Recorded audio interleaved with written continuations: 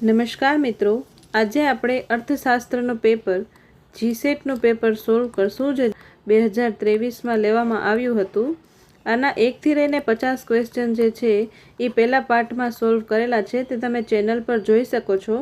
અને જીસેટનું 2024નું પેપર પર ચેનલ પર અપલોડ છે, તે પણ તમે જોઈ શકો છો. આજે આપણે 51થી લઈને 100 સુધી ક્વેશ્ચન સોલ્વ કરશું. તો શરૂ કરીએ. 51માં ક્વેશ્ચનથી સ્ટાર્ટ કરીએ તો, જો નિર્ણય લેનાર જોખમ વિરોધી હોય તો પસંદ કરવાની શ્રેષ્ઠ વ્યૂહરચના એ છે કે જે ઉપજ. હવે કોઈ વ્યક્તિ છે એ જોખમ લેવા નથી માંગતું, તો એની શ્રેષ્ઠ વ્યૂહરચના શું હશે? કે એ ઉચ્ચતમ અપેક્ષિત ચૂકવણી કરશે? તો ના, એ ચૂકવણી તો નહીં કરે. વિવિધતાનો સૌથી ઓછો સહગુણક હશે? ઓછો સહગુણક નહીં હોય, પરંતુ ઉચ્ચતમ અપેક્ષિત તૃષ્ટિગુણ, તેનું જો તૃષ્ટિગુણ ઉચ્ચતમ હશે એ એની શ્રેષ્ઠ વ્યૂહરચના હશે. અને સૌથી ન્યૂનતમ વિચલને નહીં આપે. તો અહીંયા સી ઓપ્શન છે એ કરેક્ટ આન્સર છે, કે જે જોખમ વિરોધી વ્યક્તિ છે એની શ્રેષ્ઠ વ્યૂહરચના એ હશે કે એને ઉચ્ચતમ અપેક્ષિત તૃષ્ટિગુણ આપે તે. બીજો ક્વેશ્ચન જોઈએ તો 52મો ક્વેશ્ચન એમ કહે છે કે નાણાભ્રમની ગેરહાજરી એટલે શું? તો સૌથી પહેલાં આપણે એ જોઈએ કે નાણાભ્રમ એટલે શું. તો નાણાભ્રમ એટલે કે મની ઇલ્યુઝન, એટલે કે જ્યારે આપણે નાણાંને કાગળને જ મહત્ત્વ આપી દઈએ, કે કાગળમાં જે આપણે રૂપિયા લખ્યા છે એને જ મહત્ત્વ આપીએ, એટલે કે નોમિનલ વેલ્યુને મહત્ત્વ આપીએ, તો એને નાણાભ્રમ કહેવાશે, મની ઇલ્યુઝન કહેવાશે. બટ એની ગેરહાજરી એટલે શું? તો કે આપણે નોમિનલ વેલ્યુને નહીં, પરંતુ રિયલ વેલ્યુ એટલે કે વાસ્તવિક વેલ્યુને મહત્ત્વ આપીએ, તો એ જે છે એ નાણાભ્રમની ગેરહાજરી થાય છે. કે જ્યારે પ્રાઇસ જે છે એ વધે છે ત્યારે આપણે જે છે એ નાણાંની માંગ પણ વધે છે, કે મની ડિમાન્ડ પણ વધે છે, તો એ આપણે નાણાભ્રમની ગેરહાજરી કહીશું. કે જો નાણાંનો પુરવઠો બમણો થાય ત્યારે નાણાંની માંગ બમણી થાય નહીં, પણ જો કિંમતનું સ્તર બમણું થાય, કિંમત એટલે કે પ્રાઇસ વધશે, ત્યારે મની ડિમાન્ડ પણ વધશે. તો અહીંયા બી ઓપ્શન જે છે એ કરેક્ટ આન્સર છે. અહીંયા વ્યાજના દરની વાત નથી, અને વાસ્તવિક આવક બમણી થાય ત્યારે નાણાંની માંગ બમણી થાય એ પણ સાચો ઓપ્શન નથી. હવે વાસ્તવિક આવક જે છે રિયલ ઇન્કમ, તમને એમ લાગશે કે ડી ઓપ્શન કેમ સાચો નથી, તો પણ વાસ્તવિક આવક જે છે એ આપણી બમણી થાય, એટલે કે આપણી રિયલ ઇન્કમ બમણી થાય, મતલબ આપણી જે ખરીદ શક્તિ છે એ વધશે. ખરીદ શક્તિ વધશે ત્યારે આપણે નાણાંની માંગ બમણી શું કામ કરશું? જ્યારે આપણા પાસે પહેલાંથી જ વધારે પૈસા થઈ જશે તો આપણે નાણાંની માંગ બમણી કેવી રીતના કરશું? એટલે ડી ઓપ્શન સાચો નથી, પણ બી ઓપ્શન અહીંયા સાચો છે, કે જો કિંમતનું સ્તર બમણું થશે તો નાણાંની માંગ એ બમણી થશે. હવે આપણે એક એક્ઝામ્પલ સાથે સમજીએ કે આ મની ઇલ્યુઝનની ગેરહાજરી શું છે. તો ધારો કે તમારા જે મહિનાનો ખર્ચો છે એ 10,000 છે, બરાબર. એમાંથી જે છે એ ભાડું, બજાર એટલે કે કિરાનાનો સામાન લ્યો છો, અને એનાથી જ ટ્રાવેલ કરવું છે, અથવા જે છે એ કરવું છે, દવા કે જે છે એ 10,000 રૂપિયા આપણે મહિનાનો ખર્ચો છે. ભાડુંના કેટલા છે? ભાડુંના છે 5,000 રૂપિયા, બરાબર. કિરાનાના 3,000 રૂપિયા છે, અને દવાના નહીં 2,000 રૂપિયા છે. હવે સપોઝ આપણે આટલા રૂપિયાનો ખર્ચ કરી છીએ, બરાબર. હવે આપણી જે છે એ પ્રાઇસ જે છે એ આ બધી પ્રાઇસ જે છે એ ડબલ થઈ જશે. 5,000 વાળા થઈ જશે 10,000, 3,000 વાળા થઈ જશે 6,000, અને 2,000 વાળા થઈ જશે 3,000. તો આ પ્રાઇસ હોય તો આપણો ખર્ચો જે છે એ આપોઆપ જે છે એ 10,000માંથી 20,000 થઈ જશે ખર્ચો આપણો. એટલે અહીંયા જે છે એ કિંમત વધી, પ્રાઇસ વધી, તો એની સાથે સાથે આપણી ખર્ચો વધ્યો એટલે આપણી ડિમાન્ડ, નાણાંની માંગ પણ વધી અહીંયા. એટલે આને જે છે એ એબ્સન્સ ઓફ મની ઇલ્યુઝન કહેવાશે. તો અહીંયા બી ઓપ્શન જે છે એ કરેક્ટ આન્સર થઈ જશે.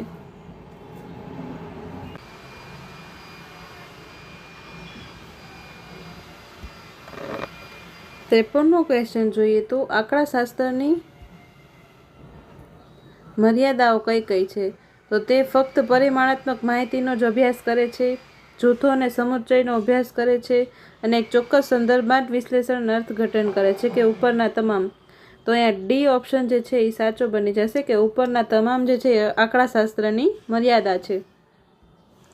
પછીનો ક્વેશ્ચન જોઈએ તો નીચે આપેલા સુરેખ આયોજન પ્રશ્ન maximum z is equal two 2x + 3y માટે શક્ય પ્રદેશના કોણીય બિંદુઓ A33, B23, C20 and 10, D80 and 12 અને E જે છે એ 12 and 12 છે. તો ઝેડની મહત્તમ કિંમત આપણે શોધવાની છે. તો અહીંયા લિનિયર પ્રોગ્રામિંગ પ્રોબ્લેમ જે છે, સુરેખ આયોજન પ્રશ્ન આપેલો છે, મેક્સિમમ ઝેડ કરવાનો છે.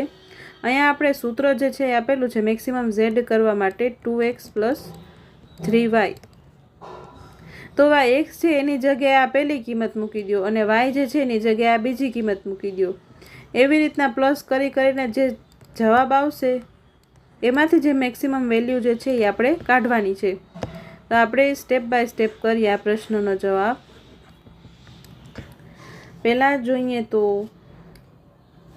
z = 2x + 3y. તો અહીંયા a માટે સોલ્વ કરશું તો 2 અને xની જગ્યાએ આ પહેલી રકમ અને yની જગ્યાએ આ બીજી રકમ. 3 + 3 ને yની જગ્યાએ 3. તો અહીંયા થશે 6 + 9 એટલે 15. હવે આપણે b માટે જોઈએ તો 2 પહેલી રકમ એટલે કે 20 + 3 બીજી રકમ 3.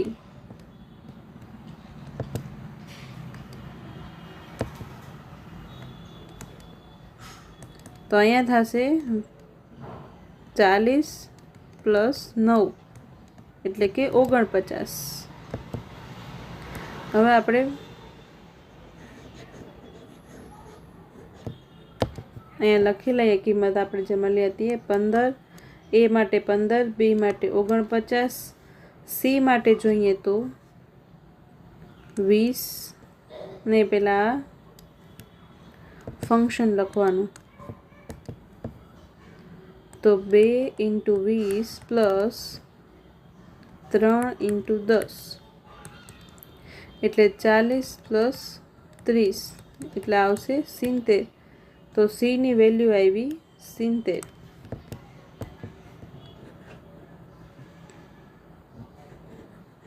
હવે આપણે d માટે સોલ્વ કરીએ તો d માં છે 2 × 18 + આ 3 ને y માટે 12. તો અહીંયા આવશે 36 + 36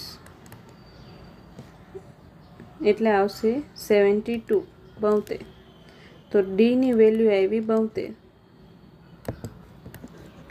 e માટે સોલ્વ કરીએ આપણે હવે. e માં છે કે 2 × 12 + 2 × 12. તો અહીંયા આવશે 12 × 2 = 24 પ્લસ અહીંયા 3 છે 3y છે ને એટલે 3 આવશે. 12 × 3 = 36. તો અહીંયા આવશે 60. તો e ની વેલ્યુ આવી 60. હવે આમાંથી સૌથી મેક્સિમમ વેલ્યુ કઈ છે ABCD E માંથી બધામાંથી? તો અહીં 72 જે છે એ મેક્સિમમ છે. તો મેક્સિમમ વેલ્યુ પૂછી છે ઝેડની તો એ શું છે 72. તો અહીંયા સાચો ઓપ્શન જે છે એ ઓપ્શન છે કે સૌથી મેક્સિમમ વેલ્યુ જે છે એ 72 છે. 55મો ક્વેશ્ચન જોઈએ તો બે દેશો વચ્ચેનો વ્યાપાર ત્યારે ઉપયોગી થાય જ્યારે વસ્તુઓનો ખર્ચનો ગુણોત્તર જે છે એ ઓપ્શન એમ કહે છે કે અવમૂલ્યન થયેલા હોય, ઘટાડો પામેલા હોય, સમાન હોય કે અલગ હોય. તો બે દેશનો ખર્ચનો જે રેશિયો છે ગુણોત્તર જે છે એ અલગ હશે તો જ બે દેશને જે છે એ ફાયદો થશે, મ્યુચ્યુઅલ ગેઇન થશે. અગર બે દેશનો ખર્ચ રેશિયો સમાન હશે તો એ વેપાર જ શું કામ કરશે? એક દેશમાં જે ખર્ચ છે એ ઓછો છે એટલે એ વસ્તુની નિકાસ કરે છે, એક્સપોર્ટ કરે છે, અને બીજા દેશમાં બીજી વસ્તુ છે એનો ખર્ચ ઓછો છે એટલે એ વસ્તુની નિકાસ કરે છે અને બીજો દેશ જે છે એ આયાત કરે છે. તો એવી રીતના બે દેશો વચ્ચે વ્યાપાર થાય છે તો એનો બે દેશનો જે કોસ્ટ રેશિયો હશે એટલે કે ખર્ચનો ગુણોત્તર હશે એ ડિફરન્ટ હશે, ડિફરન્ટ કોસ્ટ રેશિયો. આ ક્વેશ્ચન જે છે એ હેક્સર ઓલિન થિયરીનો છે કે બે દેશનો કોસ્ટ રેશિયો છે એ ડિફરન્ટ હોવો જોઈએ. હેક્સર ઓલિનની થિયરીમાં આવે છે આ આંતરરાષ્ટ્રીય અર્થશાસ્ત્રમાં કે બે દેશનો જે ખર્ચ ગુણોત્તર છે એ અલગ અલગ હોવો જોઈએ.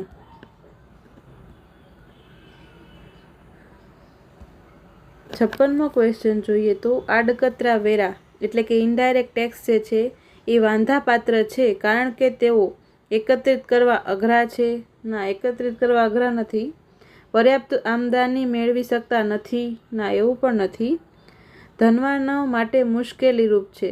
ના, જે આ ઇનડાયરેક્ટ ટેક્સીસ જે છે એ ધનવાનો માટે મુશ્કેલ નથી, એને ભરવા જ પડે છે ધનવાનોને, અને જે અવરોણી સ્વરૂપ ધરાવે છે. તો જે આડકતરા વેરા જે છે એ અવરોણી સ્વરૂપ ધરાવે છે. હવે અવરોણી સ્વરૂપ એટલે શું? તો કે રિગ્રેસિવ ઇન નેચર હોય છે. ધારો કે આપણે જીએસટીની વાત કરીએ, તે ઇનડાયરેક્ટ ટેક્સ છે, બરાબર. હવે જીએસટી છે એ બધા જ ને, ગરીબ હોય કે ધનિક હોય, બધાને સમાન માત્રામાં ભરવો પડે છે.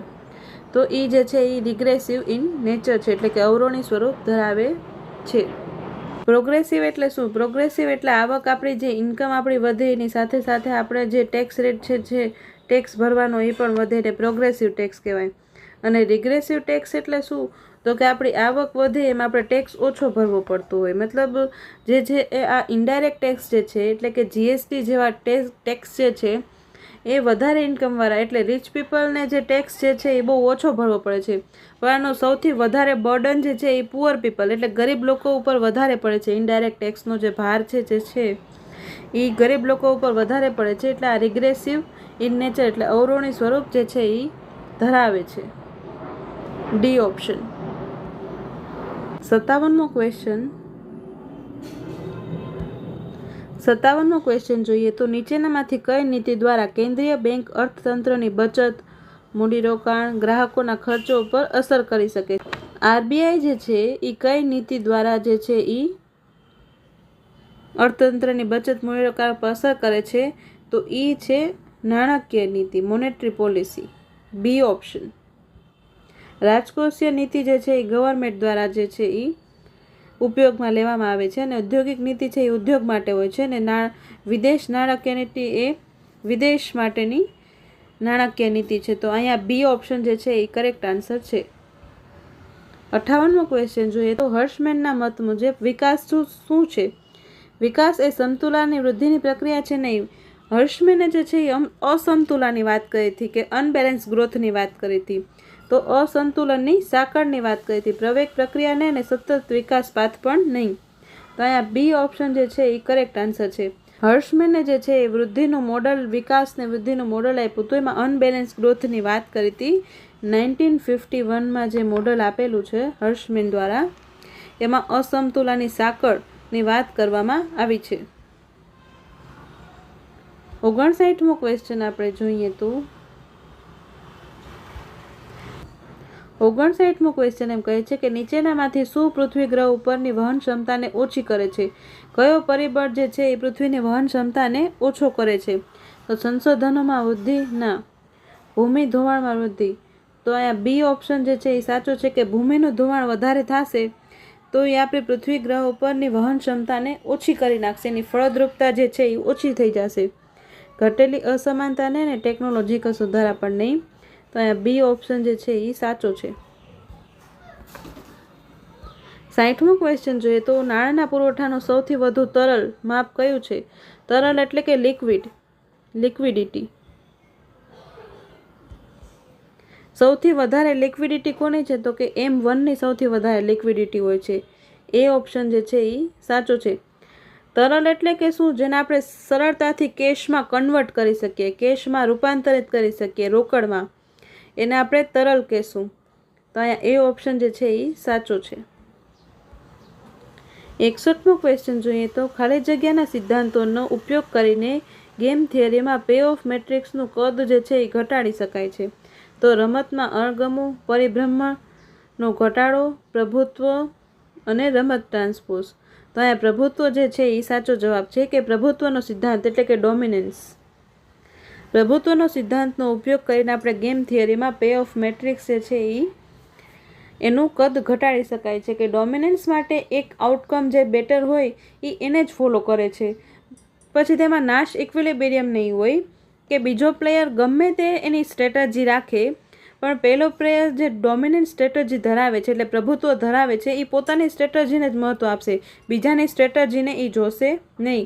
એટલે અહીંયા જે છે એ નાશ ઇક્વિલિબ્રિયમ નહીં હોય, એટલે પે ઓફ મેટ્રિક્સનું કદ જે છે આપણે ઘટાડી શકીએ છીએ. અહીંયા સી ઓપ્શન જે છે એ કરેક્ટ આન્સર છે. 65મો ક્વેશ્ચન જોઈએ તો જો નાણાંની માંગ સંપૂર્ણ વ્યાજ બિન સ્થિતિસ્થાપક હોય તો એલએમ સૂચિ નીચેની બાજુ ઢળતી હશે, ઉપરની બાજુ ઢળતી હશે, લંબ સ્વરૂપ એટલે કે ઊભી રેખા હશે કે ક્ષિતિજને સમાંતર આડી રેખા હશે. તો અહીંયા એમ કહે છે કે આપણે જે ગ્રાફ ડ્રો કરીએ છીએ એમાં એલએમ કર્વ જે છે એ કેવી રીતના હશે, જ્યારે demand for money is a perfectly interest inelastic, એટલે ડિમાન્ડ ફોર મની જે છે ને ઇન્ટરેસ્ટથી કોઈ ફરક જ નથી પડતો. અહીંયા આપણે ઇન્ટરેસ્ટ રેટ લઈએ છીએ અને અહીંયા આપણે ઇન્કમ લઈએ છીએ. હવે ડિમાન્ડ ફોર મની એટલે કે આપણી ઇન્કમ, ડિમાન્ડ ફોર મની એમાં કંઈ ફરક જ નથી પડતો. આપણે ઇન્ટરેસ્ટ રેટ ગમે એટલો ઘટાડી લઈએ કે વધારી લઈએ, બરાબર, તો પણ ડિમાન્ડ ફોર મનીમાં કાંઈ ફરક જ નથી પડતો. તો એ જે છે એ ઊભી લંબ રેખા હશે, એટલે કે વર્ટિકલ લાઇન હશે. તો અહીંયા સી ઓપ્શન જે છે એ કરેક્ટ બની જશે. ક્વેશ્ચન જોઈએ તો ન્યૂનતમ વર્ગ આગળકની સુસંગતતા, અનભિન્નતા તથા કાર્યક્ષમતા દર્શાવવા નીચેનામાંથી કઈ ધારણાઓની જરૂર પડે છે? કોઈ પણ આગળક હશે, ઓએલએસ એસ્ટિમેટર હશે, એના માટે કન્સિસ્ટન્સી, અનબાયસનેસ એન્ડ એફિશિયન્સી માટેની કઈ અઝમ્પશન એટલે કે કઈ ધારણાઓ જે છે એ જરૂરી છે? તો પહેલી ધારણા છે expected UI is equal to 0. હવે expectation of error term, UI એટલે શું? Error term. એરર ટર્મની એક્સપેક્ટેશન જે છે એ 0ની બરાબર હશે. અગર એ નોન ઝીરો હશે તો મોડલ જે છે એ બાયસ બની જશે. બાયસ બની જશે મીન્સ આપણી અનુકૂળતા મુજબનું લીધેલું બની જશે. અને એક્સપેક્ટેડ એરર ટર્મ જે છે એ 0 હશે એને મતલબ તે અનબાયસ બની જશે. અનબાયસ એટલે શું? તો કે અનબાયસ એટલે કે ખરેખર જે સાચી વેલ્યુ જે છે એ આપણે મળશે. બીજો ઓપ્શન જોઈએ તો variance UI is equal to sigma square. હવે વેરિયન્સ યુઆઈ એટલે એરર ટર્મ. એરર ટર્મનું જે વેરિયન્સ એટલે કે જે ડેટા આપણો વેરી કરે છે એટલે કે બદલાય છે જે ડેટા, એમાં પણ આપણી જે સિગ્મા સ્ક્વેર જે છે એ આપણું હોમોસેડાસ્ટિક હોવું જોઈએ. હેટ્રોસેડાસ્ટિક એટલે એ કોન્સ્ટન્ટ નથી, પણ હોમોસેડાસ્ટિક એટલે કોન્સ્ટન્ટ છે. આપણું વેરિયન્સ જે છે એરર ટર્મનું એ આપણું થ્રુઆઉટ મોડલ જે છે આખા મોડલમાં જે છે એ હોમોસેડાસ્ટિક હોવું જોઈએ, એટલે કે સિગ્મા સ્ક્વેર હોવું જોઈએ. અહીંયા આપણે ધ્યાન રાખવાનું કે variance UI is equal to sigma square આપેલું હોવું જોઈએ. અગર સિગ્મા સ્ક્વેર આઈ આપેલું હશે તો એ બની જશે હેટ્રોસેડાસ્ટિક, એટલે એનું જે વેરિયન્સ જે છે એ થ્રુઆઉટ મોડલ બદલતું રહેશે. હેટ્રો એટલે બદલતું રહેશે અને હોમો એટલે કોન્સ્ટન્ટ રહેશે, સ્થિર રહેશે. તો અહીંયા આપણે ધ્યાન રાખવાનું સિગ્મા સ્ક્વેર આપેલું છે એટલે બીજો ઓપ્શન સાચો બની જશે. આઈ હશે તો એ હેટ્રો બની જશે. ત્રીજો ઓપ્શન જોઈએ તો કોવેરિયન્સ આપેલું છે. ત્રીજા ઓપ્શનમાં જે છે એ કોવેરિયન્સ આપેલું છે યુઆઈ અને યુટીઆઈ માઇનસ જે.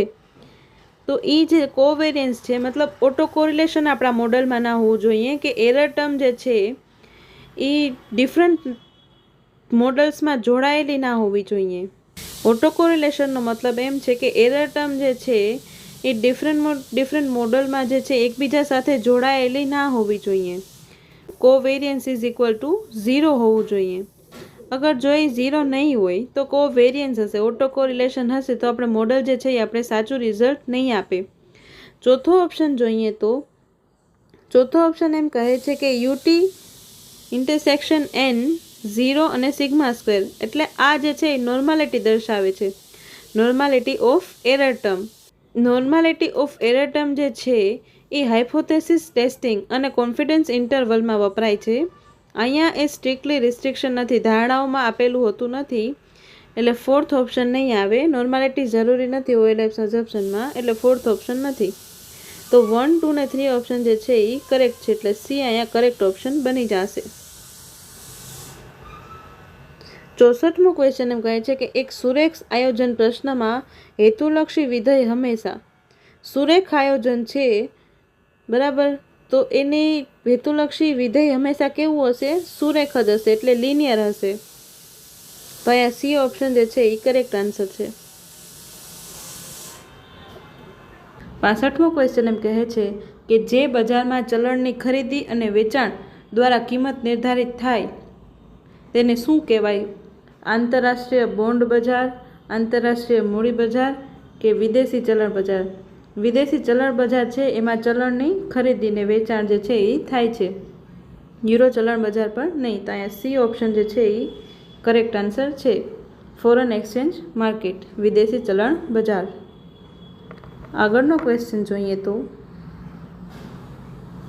66મો ક્વેશ્ચન એમ કહે છે કે નીચેનામાંથી કયો કર સીધો કર નથી? સીધો કર એટલે શું? તો કે ડાયરેક્ટ ટેક્સ. હવે ડાયરેક્ટ ટેક્સ જે છે એમાંથી કયો નથી? તો આવકવેરો છે એ ડાયરેક્ટ ટેક્સ છે કે આપણે ડાયરેક્ટ ગવર્મેન્ટને જે છે એ ભરી દઈએ છીએ. અને સંપત્તિ વેરો જે છે એ પણ આપણે ડાયરેક્ટ ગવર્મેન્ટને જે છે એ ભરી દઈએ છીએ, એટલે ડાયરેક્ટ ટેક્સ છે, એટલે સીધો કર છે. આનંદ પ્રમોદનો વેરો જે છે એ ઇનડાયરેક્ટ છે કે આપણે કોઈ થિયેટરમાં ગયા, ત્યાં આપણે ટેક્સ ભર્યો અને એ લોકો પછી આગળ જે છે એ ટેક્સ ગવર્મેન્ટને આપશે, તો એ થશે ઇનડાયરેક્ટ ટેક્સ. અને વારસ વેરો છે એ પણ ડાયરેક્ટ ટેક્સ છે. તો અહીંયા જે છે A C option correct answer છે. આનંદ પ્રમોદનો વેરો એટલે કે એન્ટરટેનમેન્ટ ટેક્સ જે છે એ સીધો કર, ડાયરેક્ટ ટેક્સ નથી પણ ઇનડાયરેક્ટ ટેક્સ છે. 67મો ક્વેશ્ચન જોઈએ તો આરબીઆઈ કઈ રીતે અર્થતંત્રમાંથી નાણાંનો પુરવઠો જે છે એ ઓછો કરી શકે છે? અહીંયા ઓછો કરવા ઉપર ધ્યાન દેવાનું છે. હવે બેંક દરમાં ઘટાડો કરીને, જો બેંક દરમાં આરબીઆઈ ઘટાડો કરશે તો આગળ જે છે એ વધારે લોન પાસ થશે, કારણ કે બેંક રેટ એટલે ઇન્ટરેસ્ટ રેટ અગર ઓછો છે તો વધારે લોકો લોન લેશે, તો નાણાંનો પુરવઠો જે છે એ વધી જશે. એટલે પહેલો ઓપ્શન છે એ ખોટો છે.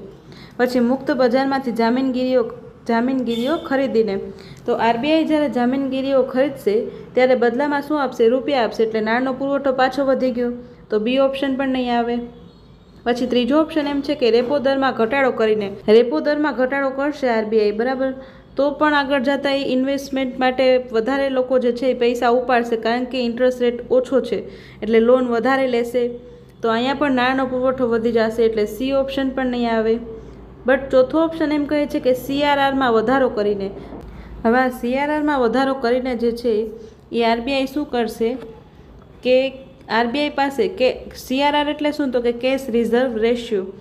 આ વાણિજ્ય બેંક જે હોય છે એને પોતાના જે કેશમાંથી થોડાક કેશ જે છે એ આરબીઆઈ પાસે રિઝર્વ રાખવા પડે છે, એ છે કેશ રિઝર્વ રેશિયો.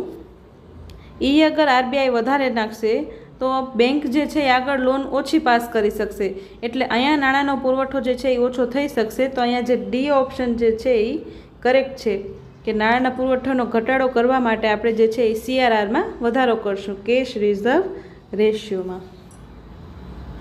68મો ક્વેશ્ચન જોઈએ તો જ્યારે ઉત્પાદનના સાધનો વચ્ચે અવેજી શૂન્ય હોય ત્યારે પરિણામ સ્વરૂપ સમ ઉત્પાદક વક્ર, લંબચોરસ હાઇપરબોલા, નીચેના ઢાળે સીધી રેખા, લિયોન્ટિન સફ ઉત્પાદન રેખા કે અમ્પાર્દ ઢાળ રેખા હોય છે. તો અહીંયા જે છે એ સબસ્ટિટ્યુશન એટલે કે અવેજીની વાત થાય છે કે જ્યારે અવેજી છે એ શૂન્ય છે ત્યારે કેવો આકાર થશે? ઉત્પાદનના સાધનો વચ્ચે અવેજી છે એ શૂન્ય છે ત્યારે સમ ઉત્પાદક વક્ર એટલે કે આઇસોકોન્સ જે છે એ કેવા આકારના હશે? તો અહીંયા જે છે એ એલ શેપના હશે, એટલે કે લિયોન્ટિફ સમ ઉત્પાદન રેખા ફિક્સ પ્રપોર્શનમાં વધશે. આપણે લેબર અહીંયા જાણે કે કેપિટલ છે, અહીંયા લેબર છે, તો એ બંનેને આપણે જે છે અવેજી નહીં કરી શકીએ. ફિક્સ પ્રપોર્શનમાં જ કેપિટલ ને લેબર જે છે એ વધશે. એમાં આપણે કેપિટલ ને લેબરને અવેજી કરી શકશું નહીં, અને અવેજી કરશું તો આપણે ફાયદો થશે નહીં.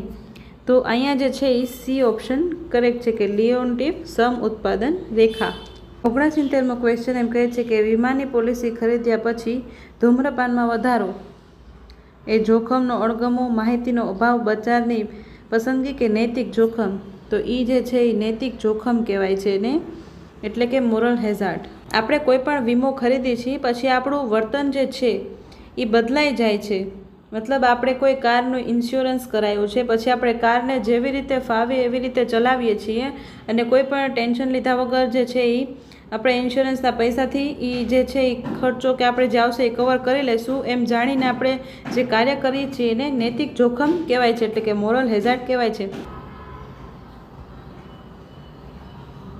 70મો ક્વેશ્ચન એમ કહે છે કે કેલકર સમિતિ જે છે એ રિપોર્ટ એ શેના માટે હતું? કર સુધારા માટે, વિત્તીય ક્ષેત્ર સુધારણા માટે, વ્યાપાર સુધારણા માટે કે પછી વહીવટ સુધારાની સાથે. તો કેલકર કમિટી જે છે, વિજય કેલકર કમિટી, એ 2002માં આવેલી હતી. એ જે છે એ કર સુધારા માટે હતી કે ટેક્સ રિફોર્મ માટે, ફાઇનાન્શિયલ સેક્ટર માટે નહીં, વ્યાપાર માટે પણ નહીં ને વહીવટી સુધારા માટે પણ કર સુધારા માટે જે છે એ કેલકર કમિટી આવેલી હતી. 71મો ક્વેશ્ચન જોઈએ તો 71મો ક્વેશ્ચન એમ કહે છે કે કાઠી બિંદુ અસ્તિત્વમાં હોય જ્યારે કાઠી બિંદુ એટલે શું? તો કે સેડલ પોઈન્ટ. સેડલ પોઈન્ટ ક્યારે હશે? તો કે ઉચ્ચ ન્યૂનતમ મૂલ્ય અને ઉચ્ચ મૂલ્ય, એટલે મેક્સી મીન વેલ્યુ અથવા મેક્સી મેક્સ વેલ્યુ, મિનિમેક્સ અને મેક્સી મીન.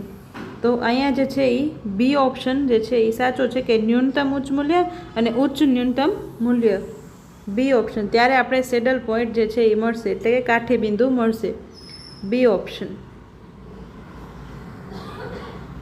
72મો ક્વેશ્ચન જોઈએ તો નાણાંની માંગ એક નિર્ણાયક પરિબળ તરીકે સંપત્તિ ઉપર મૂકવામાં આવેલો ભાર એ કોણે કીધું છે? મિલ્ટન ફ્રીડમેન, મેઝલર, કેઇન્સ કે ફિશરના લખાણમાં વધુ સ્પષ્ટ થાય છે. નાણાંની માંગમાં સંપત્તિ તરીકે, નાણું કોને સંપત્તિ તરીકે કહ્યું છે? તો છે મિલ્ટન ફ્રીડમેન. મિલ્ટન ફ્રીડમેને નાણાંને સંપત્તિ તરીકે 1956માં આપેલી હતી. એમાં એ રીસ્ટેટમેન્ટ હતું. એટલે જે છે મની, ડિમાન્ડ ફોર મની જે છે એમાં એને કેટલાક જે વેરિયેબલ્સ હતા એ એડ કરેલા હતા. હવે મિલ્ટન ફ્રીડમેને મની ડિમાન્ડ એ જે છે એ ફંક્શન ઓફ RM, RB અને RE, એટલે આપણી જે સંપત્તિ જે છે એને આપણે 3 ટુકડામાં ડિવાઈડ કરી. RM એટલે શું? તો RM એટલે interest on income, interest income ઉપર, આવક ઉપર જે ઇન્ટરેસ્ટ મળે એ. આ જે છે એ બોન્ડ ઉપર અને આ જે છે એ ઇક્વિટી ઉપર આપણે ઇન્ટરેસ્ટ મળે તે. તો મિલ્ટન ફ્રીડમેન આ ફંક્શન આપેલું હતું રીસ્ટેટમેન્ટ. તો અહીંયા જે છે એ ઓપ્શન જે છે એ સાચો જવાબ છે. મિલ્ટન ફ્રીડમેને નાણાંને સંપત્તિ તરીકે ઓળખાવેલું છે, સંપત્તિ ઉપર ભાર મૂક્યો હતો.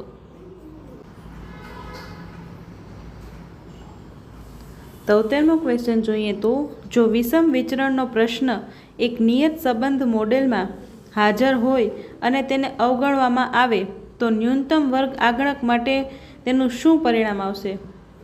એટલે કોઈ મોડલ જે છે એમાં હેટ્રોસેડાસ્ટ્રિસિટીની પ્રોબ્લેમ આવેલી છે તો એનામાં એનું શું પરિણામ આવશે? તેની ગણતરી કરી શકાશે નહીં, અથવા તો તે અસંગત હશે અથવા બિનકાર્યક્ષમ હશે.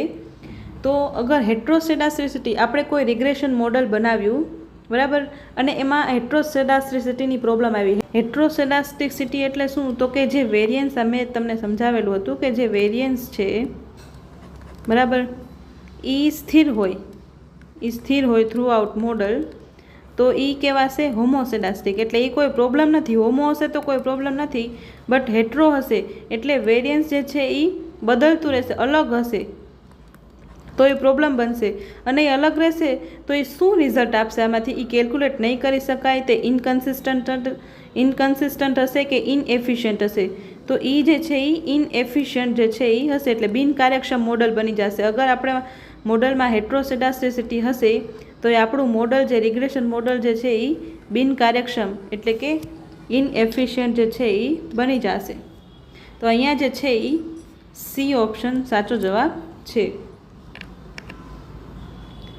74મો ક્વેશ્ચન જોઈએ તો સાધન ઉત્પાદય વિશ્લેષણ કોને રજૂ કર્યું? સાધન ઉત્પાદન એટલે કે ઇનપુટ આઉટપુટ મોડલ જે છે એ લિયોન ટીફે આપેલું છે. તો અહીંયા બી ઓપ્શન જે છે એ સાચો જવાબ છે. 75મો ક્વેશ્ચન એમ કહે છે કે વેપારની ચોખ્ખી વિનિમય શરતો એટલે કે net barter term of trade કોને કહેશું? તો કે વધારાનો આયાત ખર્ચ અને નિકાસ ખર્ચ કરતાં વધુ ના વ્યાપારના કરારો, નિકાસ કિંમત અને આયાત કિંમતનો ગુણોત્તર જે છે એને આપણે વેપારની ચોખ્ખી વિનિમયની શરતો કહેશું. તો અહીંયા જે છે એ સી ઓપ્શન જે છે એ સાચો જવાબ છે કે ratio between export price and import પ્રાઇસનો જે રેશિયો જે છે, price of export divided by price of import, આ જે રેશિયો છે એને net barter term of trade જે છે એ કહેવાશે. અને વેપારની ચોખ્ખી વિનિમય શરતો. પછીનો ક્વેશ્ચન જોઈએ તો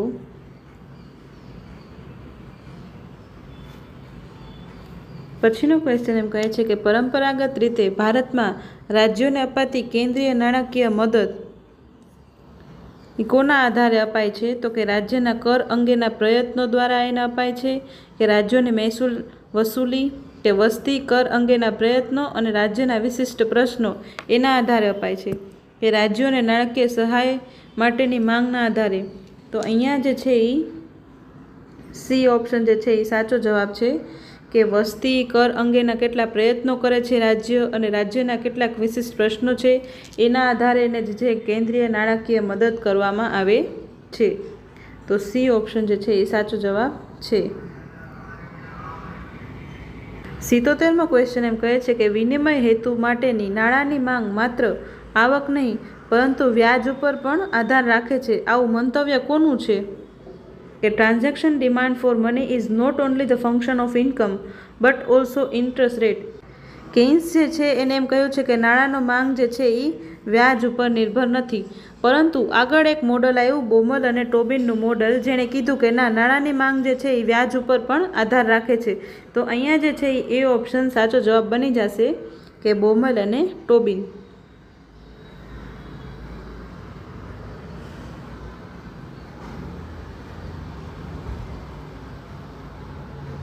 હવે 78મો ક્વેશ્ચન જોઈએ તો સુવર્ણયુગ કઈ પરિસ્થિતિને અનુરૂપ હોય છે? તે ગોલ્ડન એજ કોને કહેવાશે? નીચેનામાંથી કઈ સિચ્યુએશન જે છે એને ગોલ્ડન એજ કહેવાશે? તો રાષ્ટ્રીય આવકના કુદરતી, ખાતરીપૂર્વક અને વાસ્તવિક વૃદ્ધિ બધા જ દર જ્યારે સમાન હશે. એ ઓપ્શન જે છે એ સાચો આન્સર છે, કે બધા જ વૃદ્ધિના દર સમાન હશે એને આપણે સુવર્ણયુગ તરીકે કહેશું. આ કયા મોડલમાં આવેલું હતું સુવર્ણયુગ? તો જોન રોબિન્સન મોડલમાં આવેલું છે. કુદરતી વિકાસ દર ખાતરીપૂર્વક દરથી વધુ હોય, આ જે છે એ ડિસઇક્વિલિબ્રિયમ દર્શાવે છે, અસમતુલા દર્શાવે છે. દરથી વધુ હોય, ખાતરીપૂર્વક વિકાસ દર એ કુદરતી વિકાસ દરથી વધુ હોય, એ અસમતુલા દર્શાવે છે. અને કુદરતી વિકાસ દરમાં આવક અને રોજગારી કરતાં વાસ્તવિક વૃદ્ધિ દર વધુ હોય. નહીં, આ બધા ઓપ્શન જે છે એ અસમતુલા દર્શાવે છે, પણ એ ઓપ્શન જે છે એ સમતુલા એટલે કે સુવર્ણયુગ દર્શાવે છે. તો અહીંયા જે છે એ ઓપ્શન સાચો બની જશે.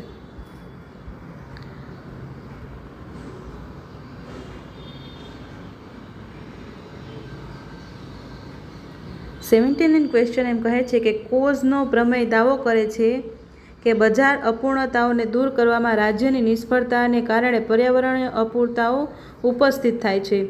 જો સંપત્તિ અંગેના હક્કો સ્પષ્ટપણે વ્યાખ્યાયિત કરવામાં આવે તો બજારો કાર્યક્ષમ પરિણામો ઉત્પન્ન કરશે. અને સી ઓપ્શન એમ કહે છે કે પર્યાવરણીય સમસ્યાઓ માટે સંલગ્ન બજાર ખર્ચા નગણ્ય છે. અને ડી ઓપ્શન એમ કહે છે કે વિનિમયો સાથે સંકળાયેલો બજાર ખર્ચા નગણ્ય છે. પણ કોઝનો પ્રમેય જે છે એ કહે છે કે જો સંપત્તિ અંગેના હક્કો જે છે એ સ્પષ્ટપણે આપણે વ્યાખ્યાયિત કરી દઈએ તો બજારમાં જે છે એ માર્કેટ ફેલિયર નહીં થાય અને બજાર જે છે એ કાર્યક્ષમ પરિણામો ઉત્પન્ન કરશે. તો અહીંયા બી ઓપ્શન જે છે એ સાચો જવાબ છે. 80મો ક્વેશ્ચન જોઈએ તો 80મો ક્વેશ્ચન એમ કહે છે કે સેવા ક્ષેત્રનો ફાળો આર્થિક વિકાસમાં ઘટે છે, વધે છે, રહે છે કે પહેલાં વધારો અને પછી ઘટાડો થાય છે? તો નહીં, ઘટતો પણ નથી અને રહે છે પણ નહીં, વધે છે. બી ઓપ્શન અહીંયા સાચો છે, કે સેવા ક્ષેત્રનો ફાળો વધે છે. 53% લગીનો ફાળો જે છે એ સેવા ક્ષેત્ર પૂરો પાડે છે.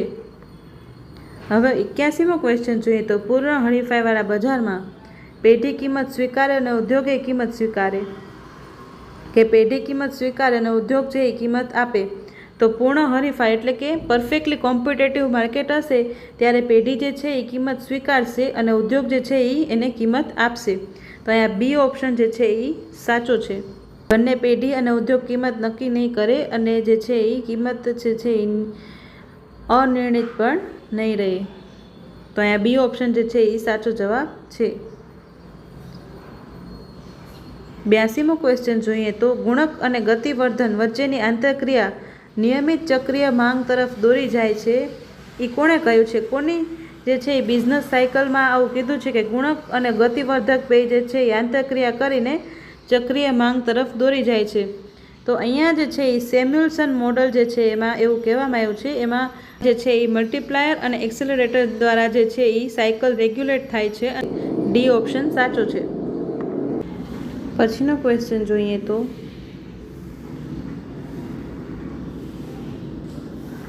83મો ક્વેશ્ચન એમ કહે છે કે એક પ્રમાણ્ય ચલરાશિ હંમેશા કેવી ચલરાશિ હશે? ગુણાત્મક નહીં, અસતત નહીં, પણ સતત હશે, એ કન્ટિન્યુઅસ હશે.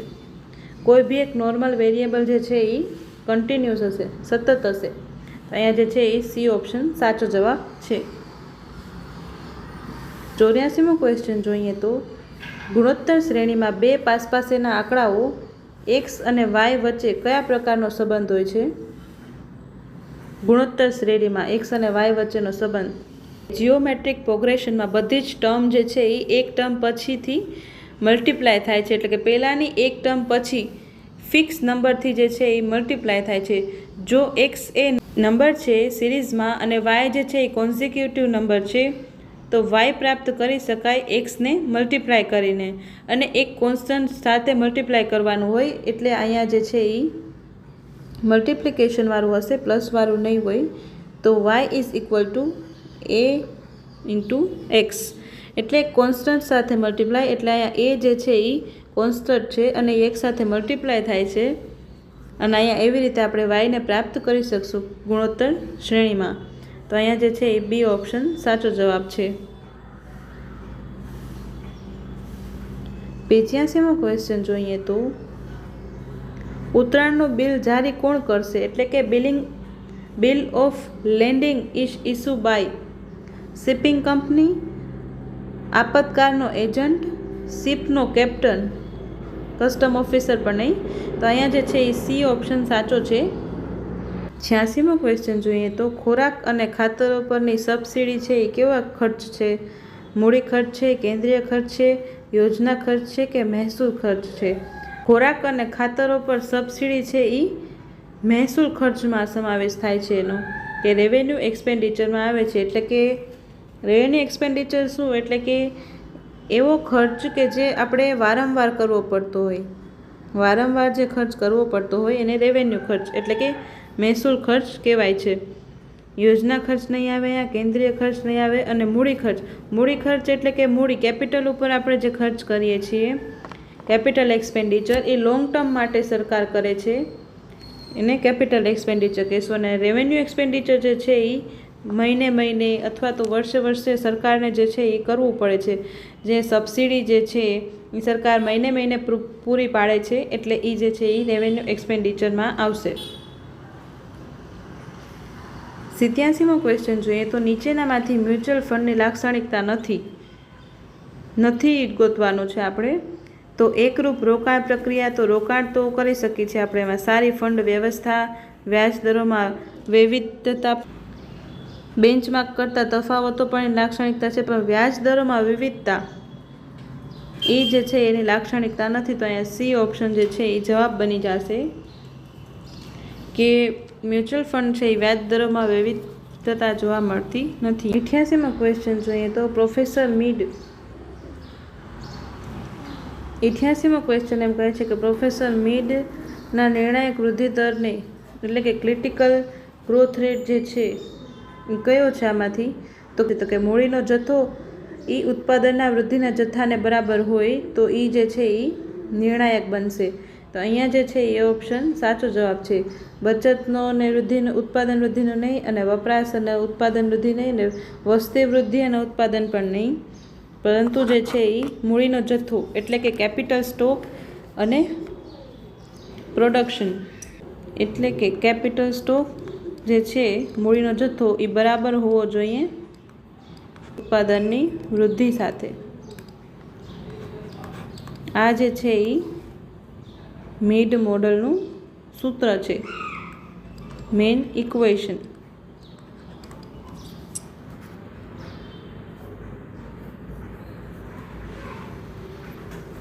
નેવ્યાસીમાં ક્વેશ્ચન જોઈએ તો પર્યાવરણીય સંસાધનો વિશ્વના વસ્તુઓ અને સેવાઓની કુલ ઉત્પાદન કિંમતો છે કે પ્રકૃતિ દ્વારા અપનાવેલા આવેલા સંસાધનો કે જેને એકમ પછી એકમ એ રીતે આપી શકાય નહીં. અથવા તો સી ઓપ્શન છે કે સૂર્યશક્તિનો એ ભાગ કે જેનું જીવ રસાયણ શક્તિમાં રૂપાંતર કરવામાં આવ્યું છે, અથવા તો ડી ઓપ્શન પ્રાકૃતિક અને માનવીય અસ્કામતોની જાળવણી અને ઉત્પાદકતા. તો અહીંયા જે પર્યાવરણીય સંસાધનો જે છે એ પ્રકૃતિ દ્વારા આપવામાં આવેલા સંસાધનો છે, જેને એક એકમ પછી એક એકમ એવી રીતના નહીં આપી શકાય, પણ એ જે છે એકી સાથે આપી શકાશે. અહીંયા જે છે એ બી ઓપ્શન સાચો જવાબ છે. એ, સી ને ડી નથી, કે પર્યાવરણીય સંસાધનો જે છે એ પ્રકૃતિ દ્વારા આપણે મળે છે. 90મો ક્વેશ્ચન જોઈએ તો ભારતીય રાષ્ટ્રીય આવકના માપન નેશનલ ઇન્કમ એસ્ટિમેશન કોના દ્વારા કરવામાં આવે છે? આયોજન કમિશન, વિત્તીય કમિશન, આંકડાકીય સંસ્થાન કે કેન્દ્રીય આંકડાકીય સંગઠન, એટલે કે સેન્ટ્રલ સ્ટેટિસ્ટિકલ ઓફિસ દ્વારા જે છે એ રાષ્ટ્રીય આવકનું માપન જે છે એ કરવામાં આવે છે. તો અહીંયા ડી ઓપ્શન જે છે એ સાચો છે. 91મો ક્વેશ્ચન એમ કહે છે કે જ્યારે પેઢી નફો વધારવાની અને તેની સમતુલા પ્રાપ્ત ક્યારે કરે છે? તો કુલ આવક અને કુલ ખર્ચ સરખા હોય ત્યારે, સીમાંત ખર્ચ અને સીમાંત આવક સરખા હોય ત્યારે, કે માંગને પુરવઠો, અથવા તો કુલ આવક ને સીમાંત આવક. તો અહીંયા જે છે એ પેઢી જ્યારે પ્રોફિટ મેક્સિમાઇઝેશન કરે છે, એટલે કે નફો વધારે છે, ત્યારે એની માર્જિનલ રેવન્યુ અને માર્જિનલ કોસ્ટ જે છે એ સરખા હોય. તો અહીંયા જે છે એ બી ઓપ્શન સાચું છે. 92મો ક્વેશ્ચન જોઈએ તો બેકારી અને ફુગાવો એ બે સાથે વધે, બેકારી એ વધે છે અને ફુગાવો એ વધે છે, તો એને ફુગાવાજન્ય બેકારી કહેવામાં આવશે, એટલે કે સ્ટેગફ્લેશન કહેવામાં આવશે. એ ઓપ્શન સાચો છે. મૂળ ઝડપી ફુગાવો નહીં, ફુગાવામાં ઘટાડો નહીં ને કુદરતી બેકારી દર નહીં. પણ સ્ટેગફ્લેશન જે છે એ એવી સિચ્યુએશન છે, એટલે કે ફુગાવાજન્ય બેકારી જે છે એ એવી સિચ્યુએશન છે કે જ્યારે બેકારી પણ વધે છે અને ફુગાવો પણ વધે છે. આ જે સિચ્યુએશન છે સ્ટેગફ્લેશન એટલે કે ફુગાવાજન્ય બેકારી, અહીંયા જે છે એ ફિલિપ્સ વક્ર એ ફેલ થાય છે. એટલે ફિલિપ્સ વક્રમાં એવું કહેવામાં આવ્યું હતું કે જ્યારે ઇન્ફ્લેશન વધશે ત્યારે એમ્પ્લોયમેન્ટ વધશે અને અનએમ્પ્લોયમેન્ટ જે છે એ ઘટી જશે. એટલે કે જ્યારે ફુગાવો વધશે ત્યારે રોજગારી વધશે.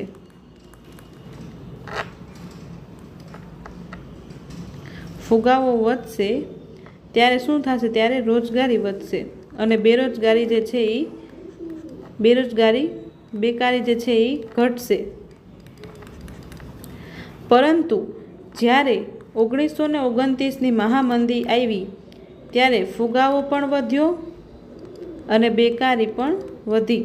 ત્યારે જે છે એ ફિલિપ્સ કર્વ જે છે એ નિષ્ફળ ગયું અને આ સ્થિતિને શું કહેવાશે? સ્ટેગફ્લેશન એટલે કે ફુગાવાજન્ય બેકારી કહેવાશે. એ ઓપ્શન જે છે અહીંયા સાચો જવાબ છે. પછીનો ક્વેશ્ચન જોઈએ તો 93મો ક્વેશ્ચન એમ કહે છે કે જો નિયત સંબંધ મોડલમાં સમાવિષ્ટ વ્યાખ્યાત્મક ચલરાશિઓમાંની એક ચલરાશિ સ્વતંત્ર ચલરાશિની પૃષ્ઠિત કિંમત હોય તો તે મોડલને કેવું મોડલ કહેશું? શ્રેષ્ઠ મોડલ, ગતિશીલ મોડલ, સ્વનિયત સંબંધિત મોડલ કે પ્રથમ તફાવત મોડલ? તો આને જે છે એ સ્વનિયત સંબંધિત મોડલ કહેવાય છે. એટલે અહીં જે છે એ સી ઓપ્શન જે છે એ સાચો જવાબ બની જાય છે. નિયત સંબંધિત મોડલ એટલે કે ઓટો રિગ્રેસિવ મોડલ. ઓટો એટલે સ્વસંચાલિત, રિગ્રેસિવ નિયત સંબંધિત મોડલ જે છે એને કહેવાશે. 94મો ક્વેશ્ચન જોઈએ તો વિધેય જે વાય છે is a function of x ની મહત્તમ તથા ન્યૂનતમ કિંમતો શોધવા માટેની શરતો કઈ છે? એટલે કે ફર્સ્ટ ઓર્ડર કન્ડિશન અને ફર્સ્ટ ઓર્ડર કન્ડિશન અને સેકન્ડ ઓર્ડર કન્ડિશન જે છે શોધવાની છે. સેટિસ્ફાઈડ ફોર મેક્સિમમ અને મિનિમમ. તો અહીંયા જે છે ને આપણે ઉલટું યાદ રાખવાનું છે, મેક્સિમમ માટેની કન્ડિશન અને મિનિમમ માટેની કન્ડિશન. તો મેક્સિમમ હશે ને અહીંયા dy/dx જે છે એ <0 હશે અને જે મિનિમમ હશે અહીંયા dy/dx જે છે એ <0 હશે. એટલે મિનિમમમાં ગ્રેટર ધેન અને મેક્સિમમમાં જે છે એ લેસ ધેન 0 હશે. આપણે જોઈએ સેકન્ડ ઓર્ડર કન્ડિશન હતી. ફર્સ્ટ ઓર્ડર કન્ડિશન શું છે? dy by dx is equal to 0. અને જો d square y divided by dx square જે છે એ ગ્રેટર ધેન હશે તો એ મહત્તમ નહીં હોય, એ ન્યૂનતમ હશે. એટલે એ ઓપ્શન જે છે એ ખોટો છે. મહત્તમ નહીં, ન્યૂનતમ આવશે. મહત્તમ માટે લેસ ધેન આવશે અને ન્યૂનતમ માટે ગ્રેટર ધેન આવશે. તો dy by dx is equal to 0 એટલે ફર્સ્ટ ઓર્ડર કન્ડિશન તો અહીંયા સાચી છે. સેકન્ડ ઓર્ડર કન્ડિશન જોઈએ તો d square y divided by dx square is a less than 0. અહીંયા લેસ ધેન 0 જે છે એ જે છે એ મહત્તમ માટે છે, એટલે મેક્સિમમ માટે છે. અને ગ્રેટર ધેન 0 જે છે એ ન્યૂનતમ કિંમત માટે. તો અહીંયા બી ઓપ્શન જે છે એ સાચો બની જશે. ન્યૂનતમ માટે ગ્રેટર ધેન અને મહત્તમ માટે લેસ ધેન. અહીંયા જે છે એ ડી સ્ક્વેર આવશે. સેકન્ડ ઓર્ડર હોય ને એટલે ડી સ્ક્વેર આવશે. બરાબર. 95મો ક્વેશ્ચન જોઈએ તો CIFનું પૂરું નામ શું છે? ખર્ચ, વીમો અને નૂર, એટલે કે કોસ્ટ, ઇન્સ્યોરન્સ અને ફ્રાઇટ. તો અહીંયા એ ઓપ્શન જે છે એ સાચો છે. 96મો ક્વેશ્ચન જોઈએ તો જાહેર ખર્ચના સિદ્ધાંત અનુસાર એ જરૂરી છે કે જરૂરિયાતો અને સંજોગો પ્રમાણે બદલવાનું જાહેર સત્તાવાળાઓ માટે શક્ય હોવું જોઈએ કે એ આ સિદ્ધાંત કયો છે? અર્થતંત્ર અંગેનો સિદ્ધાંત, સ્થિતિસ્થાપકતાનો સિદ્ધાંત, સામાજિક લાભનો સિદ્ધાંત કે ખર્ચ અંગેનો સિદ્ધાંત? તો અહીંયા જે છે એ સ્થિતિસ્થાપકતા અંગેનો સિદ્ધાંત જે છે એ સાચો જવાબ છે, બી ઓપ્શન.